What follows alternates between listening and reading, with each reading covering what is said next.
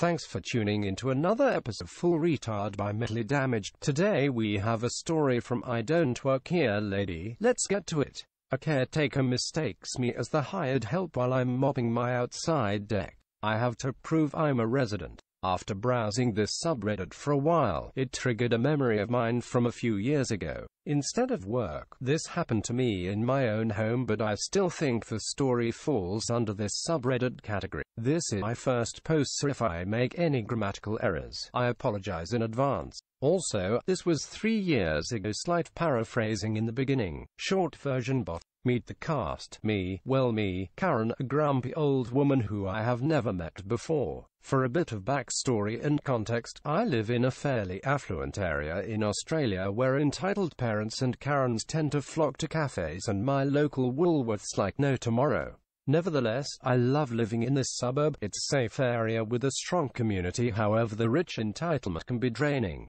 Anyhow, I digress. It was during the summer months of Australia roughly 3 years ago. It was a quiet weekend at home. I was busy doing chores, cleaning the house, vacuuming, etc. My mum, who I love dearly, is a bit of a clean freak to put it mildly, and one of my chores was to regularly clean our outside patio sun deck of our apartment during the summer. It's only about 1.5 meters wide, so not a large thing. During the warm season in Australia, we get droves of fruit bats eating from the fig and avocados that overhang our garden and our deck.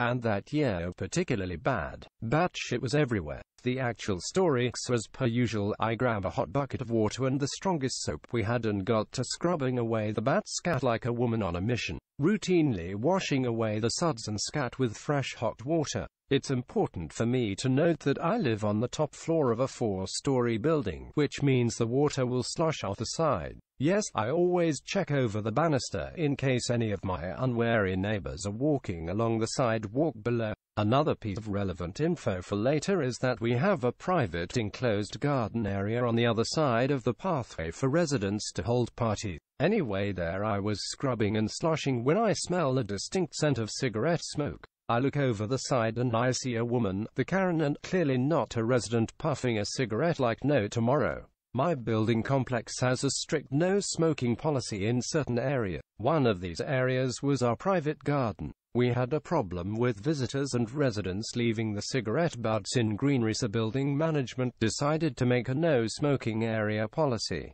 I wrinkled my nose at the smell but didn't say anything. I'm not really a confrontational person when it comes to these things. Some water made a fairly loud splash on the walkway floor, which must have alerted the attention of Karen. Karen, oi, you can't do that.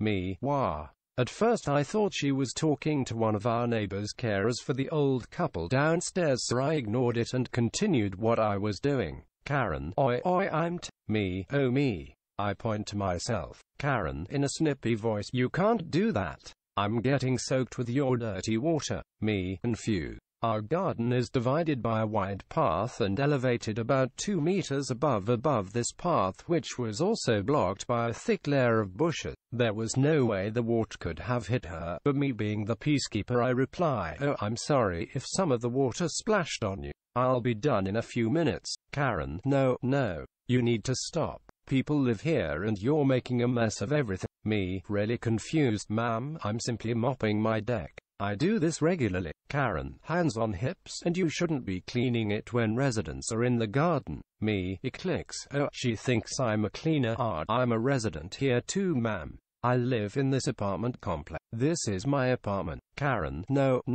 I know full well that the last names live here. A bit of context. I'm adopted. My parents are Caucasian and I have Southeast Asian heritage and look relatively young for my age. I'm 25, so I'm often mistaken for the hired help, unfortunately. Plus, I was in an old t-shirt and my sweatpants, no makeup, and looked and felt like the beautiful definition of a drowned rat, so there was that. Me, I know. I'm one of the last. I would have thought that would have been the end of it, but no. Karen scoffs at me in disbelief. Someone like you doesn't own and live in an apartment like this. Single quote. Me, now I'm annoyed. As an Aussie, I had a right not to prove my identity, but I was tired from cleaning all day. It was sweltering hot and I very much wanted to pour the rest of my dirty water on this woman. I wanted the last word. Madam, I repeat, I am a resident. I live here. I live here. My name was at work and my parents are mum and dad. As a resident overdress, I am allowed to clean my deck whenever I please. Karen, flustered but gains a snippy composure. Well, I'll inform the building manager that you're disrupting my quiet time. I'm a resident here too. Me, almost shouting over the banister, and I'll inform building manager's name 1+2 that you're smoking in a non-smoking area. I know full well you're not a resident. I've never seen you before, and my building managers, who happen to be my next-door neighbors and good friends of mine, a true fact, and give a flip about me cleaning my deck. Karen finally shuts up, red with embarrassment, hastily puts out her cigarette on the edge of our shared garden. Much to my extreme annoyance, it was a nice granite table. I moodily finish my mopping and head back inside to make myself an extra strong coffee. I ended up discussing the smoking matter with my mum. Turns out that Karen is one of the many caretakers for the old couple downstairs. My mum, bless her, said that she'd be warned about smoking in our garden area by the building managers already. I got a good laugh. Bit of an anticlimactic ending, but it's something I'm very used to. As for Karen, she avoids me whenever she's on shift. On the occasion I do bump into her in the halls, I'm always dressed up to the nines and greet her with a warm, shit-eating grin and always wish her a good morning. Thanks for listening. If you enjoyed this episode, let us know. Don't forget to subscribe and like us on Facebook, follow us on Twitter, and if you feel the urge, click the support us link and help us out. We have big plans for the show but need to raise $600 for software license to make those plans a reality.